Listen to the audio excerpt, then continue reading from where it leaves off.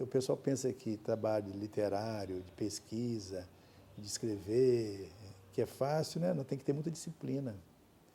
Por isso que tem escritores que têm disciplina, trabalham todo dia, né? Às vezes trabalham até de noite, de madrugada. Se não tiver aquela disciplina, não consegue escrever, não. Em geral, eu vou por um caminho que é meio próprio, que não tem, você tem que pesquisar, tem que colocar os documentos históricos, ir atrás, né, de documentos, de levantar documentos, né? Mas, na verdade, eu sempre vou por um caminho assim, coisa assim que não foi muito estudado. Eu acho que a minha contribuição é mais essa, né? Porque é fácil você escrever sobre coisa que todo mundo já escreveu. Por exemplo, você pegar uma coisa hoje que todo mundo já escreveu, é fácil. Mas, em geral, eu vou para aquele lugar assim que ninguém puxou ainda, né? Isso que eu acho que é mais interessante, né? Que é a sua contribuição, porque senão a gente fica muito repetitivo, né? Por exemplo, como no Brasil, tem figuras que foram muito estudadas. Então é fácil você achar a bibliografia. Por exemplo, agora estou escrevendo esse livro sobre as monjas, né? E é muito difícil achar as fontes, porque as mulheres tinham uma vida muito mais fechada que os homens na Idade Média. Então você tem que garimpar, ir atrás, levantar documento. Hoje em dia, com a internet, você consegue levantar muita coisa, mesmo nas bibliotecas, né? Até textos, né, de fonte primária. Você tem que trabalhar com a fonte primária. Mas eu digo assim, quando você entra numa coisa assim que ninguém ainda fez, é muito difícil. Agora é meritório, porque você está trazendo uma coisa nova.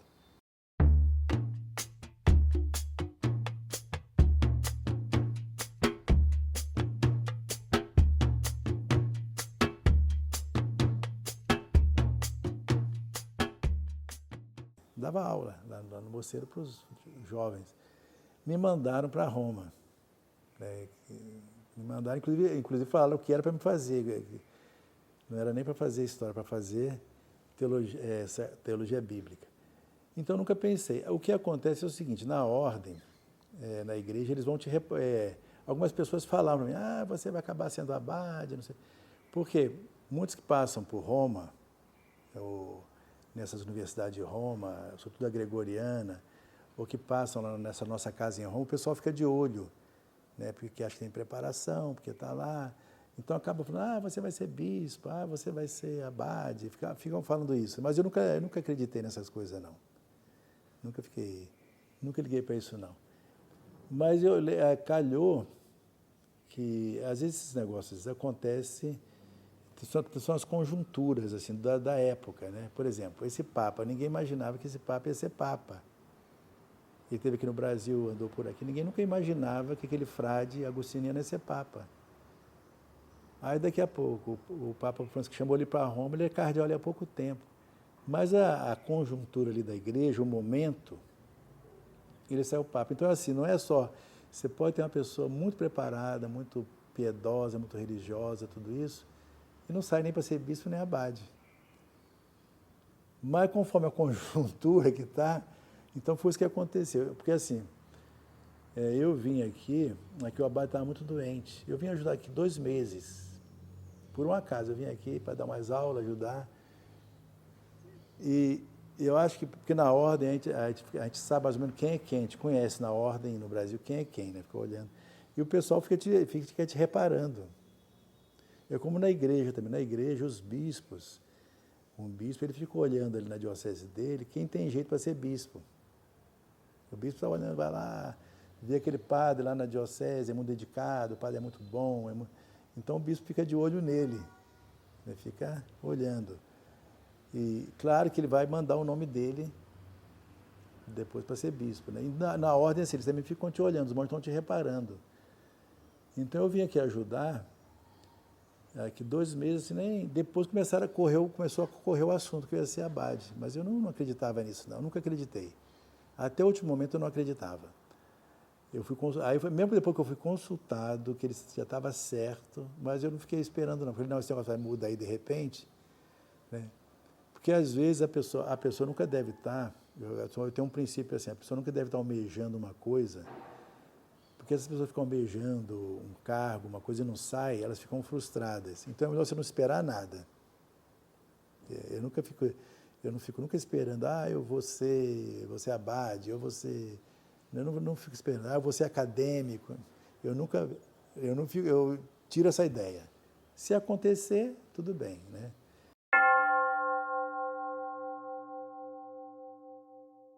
Porque a academia também é o seguinte, um dos princípios não é só você ser um intelectual, ter livro, não é você ter uma boa convivência, você saber conviver com as pessoas aqui.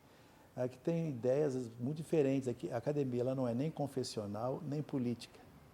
E nem é bom, que não pode nem ser confessional e também não pode ficar ligada à política. Por quê? Não pode ser ligada a uma religião, pode ter pessoas de outras religiões, de outros credos, né? E também não pode ter esse lado político, não, tem que ser ali naquela... Não pode, porque isso atrapalha a convivência. Então, claro que a pessoa tem suas ideias, tem até as suas escolhas políticas, mas assim, a convivência aqui ela é além disso. Então, a convivência aqui ela é muito agradável, muito boa, né, entre os acadêmicos. Isso me marcou muito. As pessoas aqui, em geral, são muito gentis, são muito amigas, né? A gente se preocupa, procura participar da vida.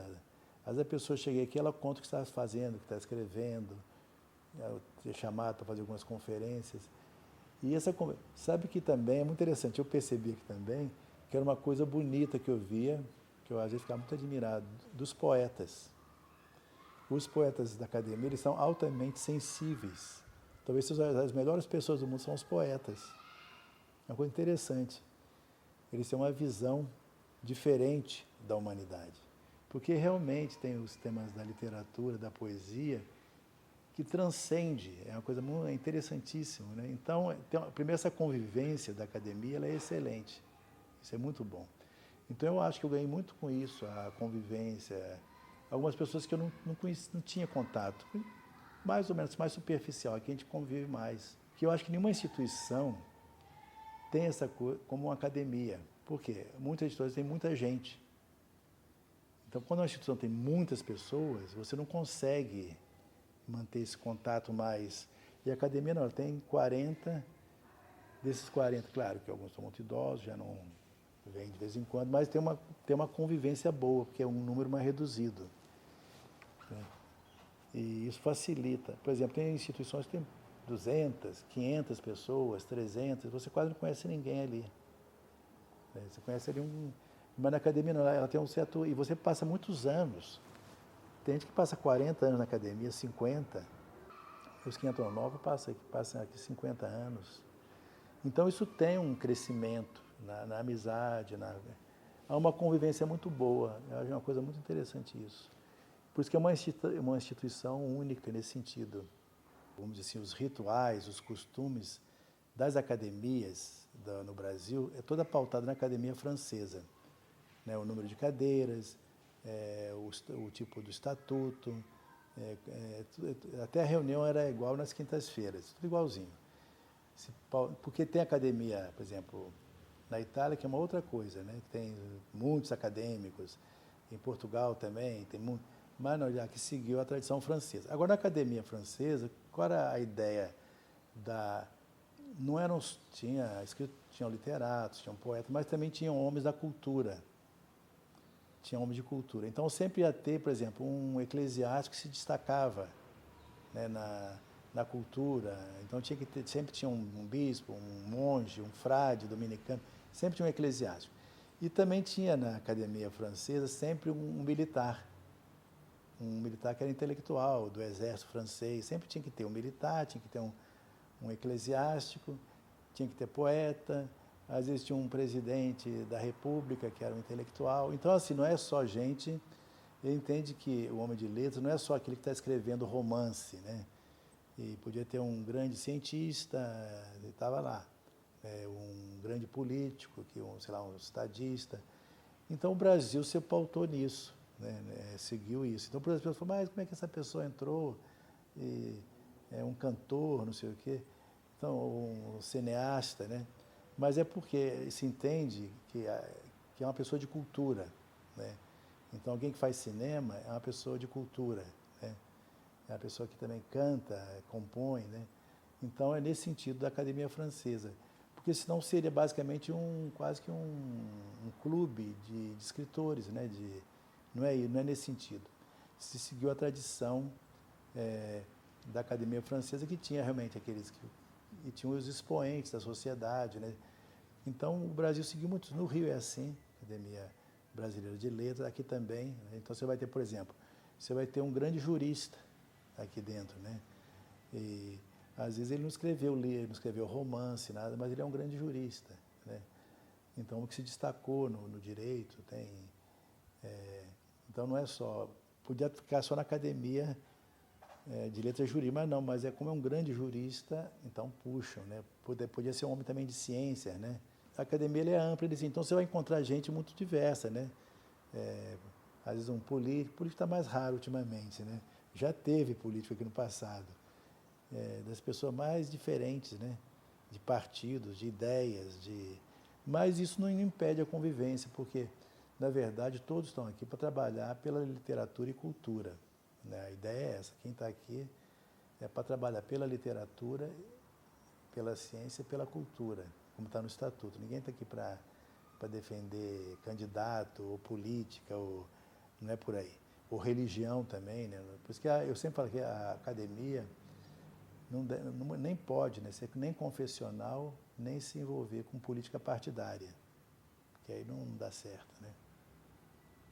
E também não com religião, porque religião, se meter com religião e política, sempre vai ser difícil, né? Então, em geral, o pessoal fica mais no âmbito da literatura, da cultura, da ciência, né? Isso é bom. E pessoas muito diversas, é uma coisa interessante. Você vai ter um acadêmico idoso, né, de uma época, vai ter um acadêmico mais novo, é raro, né? Às vezes acontece ser eleito aí com 40 e poucos anos, né? Pode, é mais raro, né? Porque a pessoa também tem que ter também um certo histórico de produção, de trabalho, né? Então, claro que uma pessoa muito jovenzinha também tem que ter uma caminhada o que ele fez também na vida para a sociedade, para a cultura, para a literatura. Tem que ter Então, claro que isso vem com uma certa idade também, né?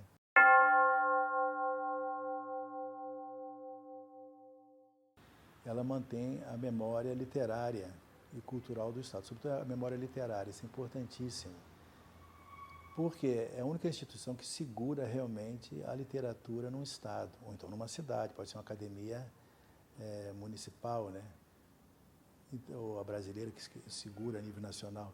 Então, a Academia de Letras, ela tem a grande missão dela, primeiro, é segurar a literatura baiana, né? Porque o que acontece? As universidades, as faculdades, você estuda nos colégios, mas as pessoas vão embora, são transferidas, muda de professor, muda de estado. Então, não tem estuda e vão embora. E a academia não, ela permanece. Então, essa memória, a literatura, ela sempre ali é como se fosse um templo que segura realmente ali a literatura do Estado. Então, a primeira missão é essa, né? Segurar os seus escritores, valorizar. Agora, ela também tem essa relação boa, que a ideia é ela manter essa literatura que já existe, né, que tem aí, a Bahia se destaca com grandes escritores, né, grandes poetas, escritores. Então, ela manter essa tradição que já existe. Mas, de outro lado, também fomentar os novos escritores. Então, a academia ela promove cursos, ela promove simpósios, seminários. Muitos jovens passam por aqui. Então, justamente para nesses cursos eles terem o conhecimento da literatura baiana, né?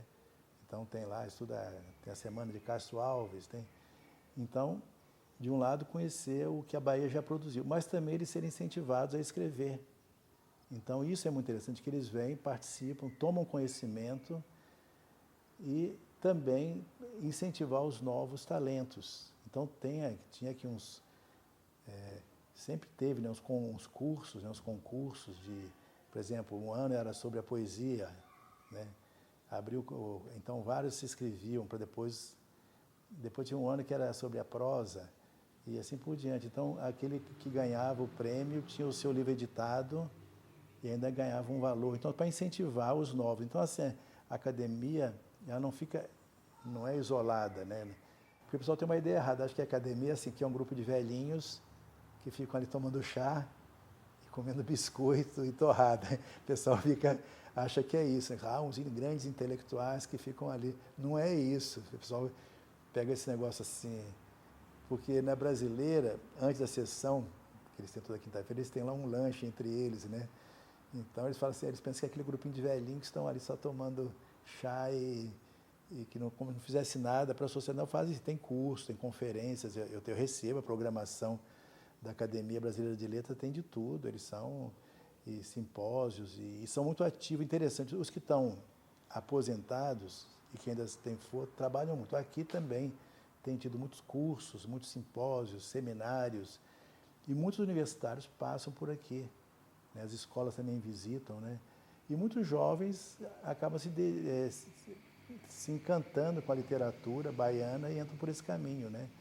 Da literatura, de escrever, de produzir. Tem muitos jovens que precisam de incentivo para escrever. Ela tem essa missão de conservar o que já existe, né? Seus grandes escritores, né? E aqui também muitos passaram por aqui. Por isso também se celebra o centenário dos escritores, procuram reeditar as obras, né? E de outro lado, envolver os jovens, as pessoas a participarem também de seminários, é quase que eu digo assim, é um templo de cultura, né? As pessoas vêm aqui e aqui permanece, porque assim, o que eu digo, você tem uma universidade, as pessoas estudam, vão embora, vão para outro estado, estudou, transferiu, aquele professor se aposentou, e aqui não, aqui sempre permanece. Né? Você vai todo ano que vai ter o curso de Castro Alves, né? E as coisas se repetem, né? Tem novo. Eu vejo que ultimamente, nos últimos anos aqui, sempre teve, né, uma boa participação. Mas nos últimos anos intensificou mais ainda, né, com esses últimos presidentes. Aqui tem atividade, porque assim, tem as atividades mais dos acadêmicos. Mas tem muitas atividades que só os acadêmicos juntos, né, que é a sessão das quintas-feiras, mas tem atividades, cursos que são dados por acadêmicos, seminários. E também tem cursos e seminários dados também por professores de fora que são convidados. Então aqui tem muito movimento aqui, isso é muito bom. Né? Então não tem como se fosse, tem muita participação da sociedade.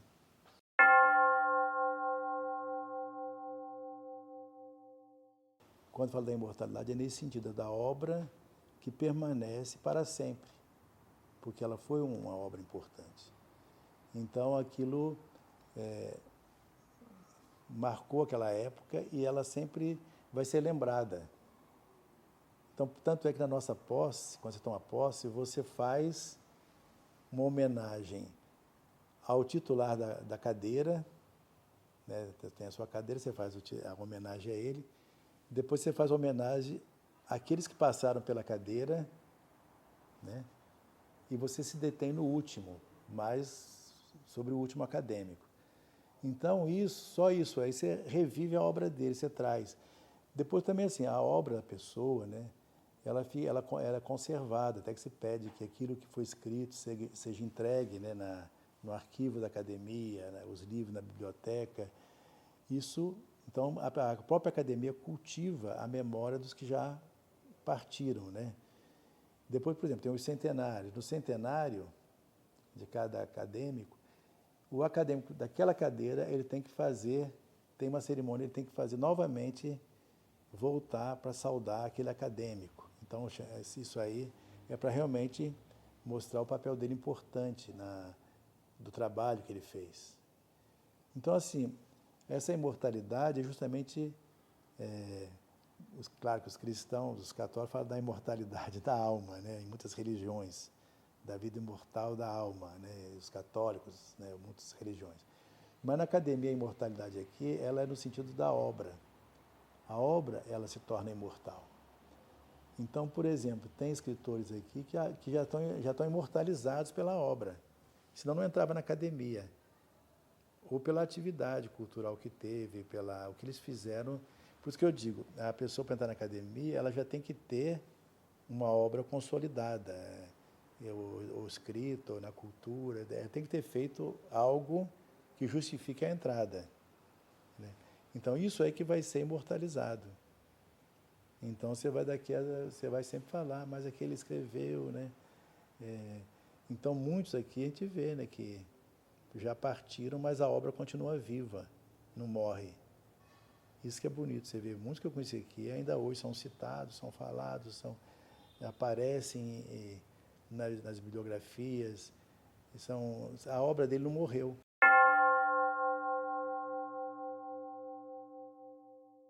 Nunca imaginei que eu ia participar de uma academia, né, de letras, e entrei nessa academia aqui. Então, eu me sinto muito bem, assim, justamente por causa disso, porque eu comecei a ver esses valores que eu não conhecia tanto assim, né? Eu sabia de uma forma geral, né? Mas você percebe que a academia ela é muito mais profunda do que você vê aparentemente. É uma coisa muito mais densa, né? É como, por exemplo, a vida do mosteiro. A pessoa olha ali, os monges cantando gregoriano, né? Você olha aquilo ali, pensa que é só aquilo ali, é muito mais profundo. Uma vida no mosteiro, ali, no dia a dia, é uma coisa muito mais forte. A academia também, ela assim, a pessoa às vezes olha mais o lado externo, os acadêmicos, não sei o que lá, os imortais, né? Mas, na verdade, aqui tem um ar assim, meio de um mistério. A academia tem que ter um mistério, né? Porque cada pessoa, de uma certa forma, é muito única, e a obra dela também tem um certo mistério, é uma coisa diferente, é uma instituição muito diferente. Sempre foi, é engraçado isso, a academia francesa era assim, a brasileira é assim, e se mantém, é uma coisa interessante, são instituições fortes, né, que são... A Bahia, tá, essa academia aqui, ela se consolidou mesmo, né, desde 1917.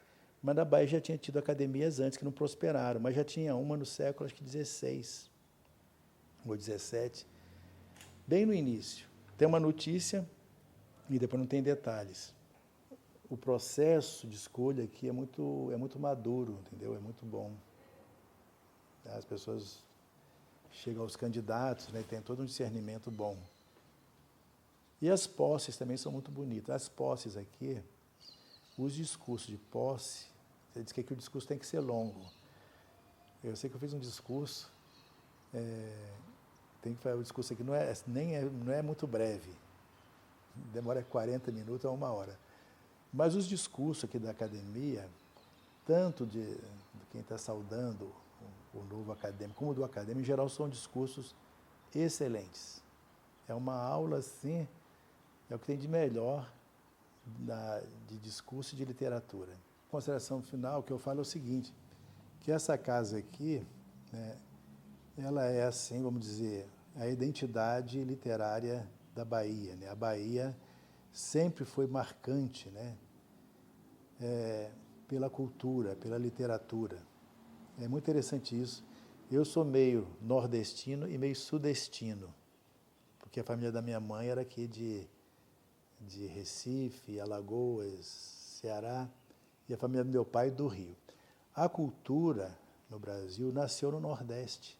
A cultura nasceu no Nordeste. Por isso que eu digo assim, a academia aqui ela tem uma importância imensa, porque você tem Salvador, que foi a primeira capital, a primeira diocese do Brasil, né? Agora estamos celebrando 475 anos do primeiro bispado do Brasil, 350 anos da primeira arquidiocese. O primeiro mosteiro do Novo Mundo é aqui, o mosteiro que tem a segunda biblioteca mais rara do país, né? Então é o seguinte, a Bahia sempre liderou na cultura, na literatura, na poesia, na música. Então é muito importante que a academia ela deve ser olhada com esses olhos pelos baianos, pelas autoridades, né, por causa dessa missão que ela tem de manter essa tradição da Bahia, né, que é uma grande contribuição. Inclusive essa academia aqui, na verdade, ela é mais antiga que a brasileira. Eles falam isso na brasileira.